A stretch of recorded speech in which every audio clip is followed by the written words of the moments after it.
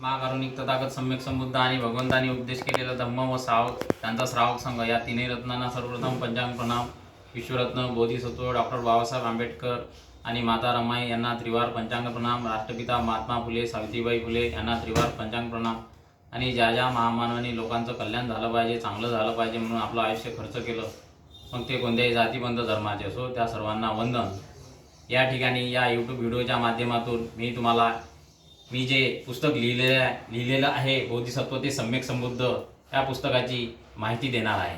तर जाणून घेऊया आपण या पुस्तकाबद्दल. तर या पुस्तकाचं नाव आहे बोधिसत्व ते सम्यक संबुद्ध. तर या पुस्तकामध्ये सुरुवातीला अभिप्राय पूज्य भदंत सुमेध बोधी महाथेरो यांनी दिलेला आहे. त्याचप्रमाणे आयुष्यमान आचार्य बी.सी. वानकडे साहेबांनी दिलेला आहे. त्यानंतर माझी प्रस्तावना आहे आणि त्यानंतर मैत्री भावना आणि त्यानंतर या पुस्तकामध्ये बोधिसत्वाचे साम्य हे मी दिलेले आहे. बोधिसत्वाचे साम्य म्हणजे बाबासाहेब बोधिसत्व आणि सुमेध बोधिसत्व हे यांचं मी साम्य या बोधिसत्वाचे साम्य याच्यामध्ये दिलेलं आहे. त्यानंतर प्रकरण क्रमांक 1 बोधिसत्व सुमेध म्हणजे एक सर्वसाधारण व्यक्ती बोधिसत्व कसा होतो आणि बोधिसत्व होऊन सम्यक संबुद्ध कसा प्राप्त करतो या प्रकरणामध्ये दिलेलं आहे. त्यानंतर प्रकरण क्रमांक 2 मध्ये पारमिता सुमेध बोधिसत्वानं ज्या पारमिता पूर्ण केल्या, परमार्थ पारमिता, उपपारमिता आणि पारमिता त्या कशा केल्या, त्यामध्ये जातकाच्या उदाहरणासहित मी ते प्रकरणाची मांडणी केलेली आहे. प्रकरण क्रमांक 3 बोधिसत्व सुमेधचा अंतिम जन्म म्हणजे जे काही सम्यक संबुद्धी सुमेध बोधिसत्व करताना सिद्धार्थ म्हणून जन्म घेतात, तर त्यांचा अंतिम जन्माची थोडक्यात सारांश रूपाने माहिती दिलेली आहे. प्रकरण क्रमांक 4 मध्ये बुद्धत्वाची प्राप्ती हे प्रकरण आलेलं आहे. तर ते सम्यक संबुद्धी कशी प्राप्त करतात बोधिवृक्षाखाली बसून, तर तो कार्यकारण भावाचा जो सिद्धांत आहे ते मी इथं दिलेला आहे. प्रकरण क्रमांक 5 मध्ये धम्मचक्र प्रवर्तन पंचवर्गीय भिक्षूंना जो उपदेश केला, धम्मचक्र प्रवर्तित केलं, त्या ठिकाणचं ते सुप्त आहे ते या ठिकाणी दिलेलं आहे. त्यानंतर संगीत्या तथागतांच्या महापरिनिर्वाणानंतर 100 दिवसानंतर जी पहिली संगीती भरली आणि त्याच्यानंतर ज्या काही संगीता भरल्या त्याच्याबद्दल ती या संगती या प्रकरणामध्ये आलेलं आहे. प्रकरण क्रमांक 7 मध्ये बौद्ध धम्माचा विस्तार, यामध्ये त्रिपिटक कसं, त्या त्रिपिटकाची सविस्तर माहिती, त्याचे 3 भाग सुत्तपिटक, अभिधम्मपिटक, विनयपिटक आणि त्याचे सविस्तर प्रकरण, कोणकोणत्या प्रकरणामध्ये किती किती सुत्त आलेले आहे हे मी दिलेले आहे. त्यानंतर प्रकरण क्रमांक 8 मध्ये सुप्तपिटकाच्या भागामध्ये दिघनिकायचे काही सुक्त, अंगुत्तर निकायचे काही सुक्त, मध्यम निकायचे काही सुक्त हे घेतलेले आहे. त्यानंतर खुद्दक निकायाचे जे काही 15 भाग आहे त्या भागाची माहिती देऊन त्यामध्ये जे काही माहिती आलेली आहे, भगवंताचा जो उपदेश आला आहे तो त्या ठिकाणी घेतलेला आहे. प्रकरण क्रमांक 9 मध्ये विनयपिटक भिक्षूंचे जे काही नियम आहे ते या ठिकाणी आलेले आहे. बुद्धांनी त्यांचा धम्म या ठिकाणी जे खंड क्रमांक 5 आहे संघ या पुस्तकाचा संदर्भ देऊन सुद्धा यामध्ये काही बाबी नमूद केलेल्या आहे. त्यानंतर प्रकरण क्रमांक 10 भिक्षू आणि समाज व संघटन, भिक्षूंचा संघ, उपासकांचा संघ आणि संघटन या बाबतीत हे प्रकरण आलेलं आहे. प्रकरण क्रमांक 11 मध्ये अभिधम्म पिटक, यामध्ये अभिधम्माचा अभिधम्मस्थ संघ हो या पुस्तकातून चित्त, चैतसिक, रूप आणि निर्वाण, चित्ताचे 89 प्रकार कसे, चैतसिका 52 प्रकारच्या कशा, या ठिकाणी थोडक्यात मी मांडण्याचा प्रयत्न केलेला आहे. प्रकरण क्रमांक 12 हे विशुद्ध मग्गा, शील, समाधी, प्रज्ञा यार हे पुस्तक आहे आणि त्याचाच थोडक्यात या प्रकरणाखाली मांडणी केलेली आहे. प्रकरण क्रमांक 13 हे त्रिलक्षण, दुःख, अनित्य, अनात्म हे कसे आहे हे या प्रकरणाखाली घेतलेले आहे. प्रकरण क्रमांक 14 37 बोधिपक्षीय धम्म, या प्रकरणाखाली 37 बोधिपक्षीय धम्म कसे आहे, 4 स्मृती प्रस्थान, त्यानंतर कायानुपश्यना, वेदनानुपश्यना याबाबतची माहिती, 5 बल, 5 मित्र, आर्याष्टांगिक मार्ग, 7 बोध्यांग हे या प्रकरणाखाली दिलेले आहे. प्रकरण क्रमांक 15 मध्ये लोकविद्यू हे नावाचं प्रकरण घेतलेलं आहे. लोकविद्यूमध्ये भगवंताचा हा 9 गुणापैकी एक गुण आहे लोकविद्यू. यामध्ये कामावचर भूमी, रूपावचर भूमी, अरूपावचर भूमी, लोकोत्तर भूमी आणि ह्या 31 प्रकारचं लोकचक्रामध्ये सद्गती, दुर्गती या मतळ्याखाली, या लोकविद्युतच्या ह्या प्रकरणाच्या मतळ्याखाली हे सगळं मांडणी करण्यात आलेली आहे. प्रकरण क्रमांक 16 राजा मिलिंद आणि भंते नाक्षण हे मिलिंद प्रश्न या ग्रंथाच्या माध्यमातून या प्रकरणाची मांडणी केलेली आहे. आणि जिथे जिथे आवश्यक वाटलं त्या त्या ठिकाणी या पुस्तकामध्ये मिलिंद प्रश्नाचे जे काही भंते नाक्षणाने दिलेले उत्तर आहे ते या पुस्तकामध्ये दिलेले आहे.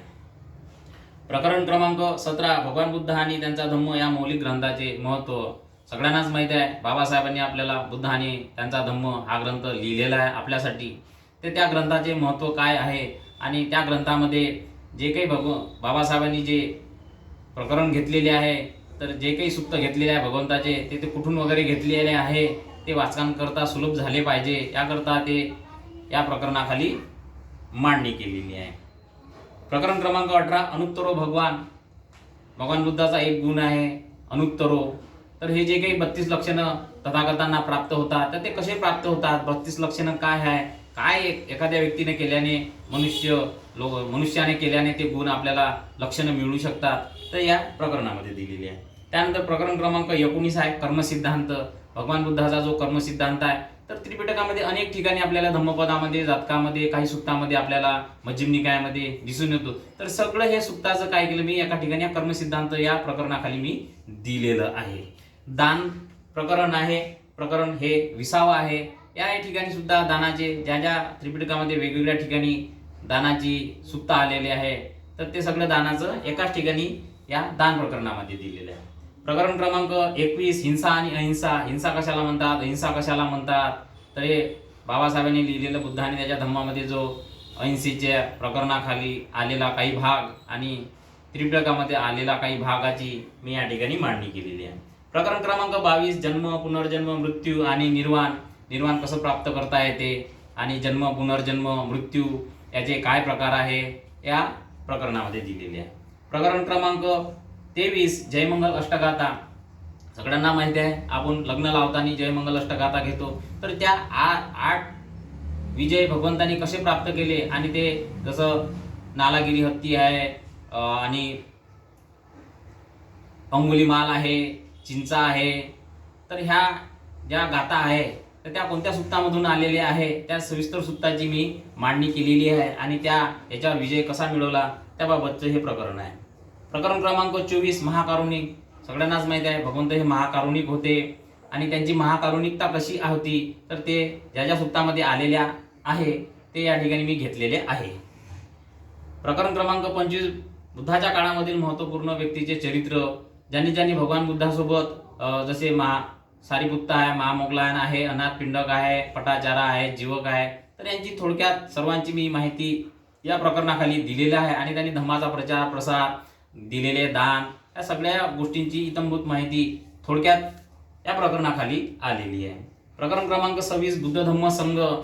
भगवंताचा जन्म हे दुर्लभ आहे. बुद्ध म्हणजे काय, धम्म, संघ यांचे गुण मी या ठिकाणी नमूद केलेले आहे. हे या प्रकरणामध्ये आपल्याला दिसून येईल.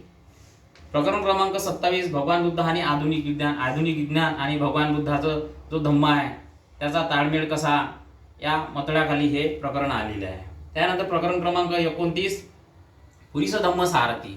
भगवंताचा हा सुद्धा एक गुण आहे, पुरीस धम्म सारथी. म्हणजे भगवान बुद्धांनी कसे सारथ्याचं काम केलं, कसं लोकांना निर्वाणाकडे घेऊन मार्गदाता कसे आहे ते आणि काय उपदेश केला आणि ते कसे पुरीस धम्म सारथी ठरले याबद्दल या प्रकरणाखाली माहिती आलेली आहे. प्रकरण क्रमांक 30 काय दुर्लभ आहे. सगळ्यांनाच माहिती आहे बुद्धत्वाचा जन्म होणे हे दुर्लभ आहे, मनुष्याचा जन्म होणे दुर्लभ आहे, भगवंताप्रती श्रद्धा उत्पन्न होणे दुर्लभ आहे, सद्धम्माचं श्रवण होणे दुर्लभ आहे. तर या प्रकरणामध्ये काय दुर्लभ आहे हे मी घेतलेलं आहे. प्रकरण क्रमांक 31 संस्कार विधी. बौद्ध धर्मामध्ये संस्कार विधी काय आहे, परित्राण पाठ या गोष्टी मी या प्रकरणामध्ये घेतलेल्या आहे. प्रकरण क्रमांक 32 बुद्ध धम्म आणि भविष्यवाणी. हे या प्रकरणामध्ये जे काही राजा प्रसेनजित होता त्याला जे 16 स्वप्न पडले होते त्या 16 स्वप्नाच्या अनुषंगाने भगवान बुद्धांनी जे काही त्याचा अर्थ सांगितला आहे त्या अर्थ आणि ज्या काही तथागतांनी केलेल्या भविष्यवाणी आहे त्या संबंधाने या प्रकरणामध्ये त्या गोष्टी आलेल्या आहे. तर असे हे 32 प्रकरणं असून जवळपास 488 पेजेसचं हे पुस्तक आहे आणि याचं मूल्य आहे 380 रुपये. निश्चितच धम्माचा अभ्यास करणाऱ्या उपासकांना या पुस्तकाचा लाभ होईल या आशेनेच हे पुस्तक मी केलेलं आहे आणि अवश्य या पुस्तकाचे आपण वाचन करावे अशी मी आशा व्यक्त करतो. आणि हे पुस्तक मिळवण्याकरता माझा मोबाईल नंबर आहे 7499668829 तसेच 9595740628 यावर आपण संपर्क करू शकता. सर्वांना जय भीम.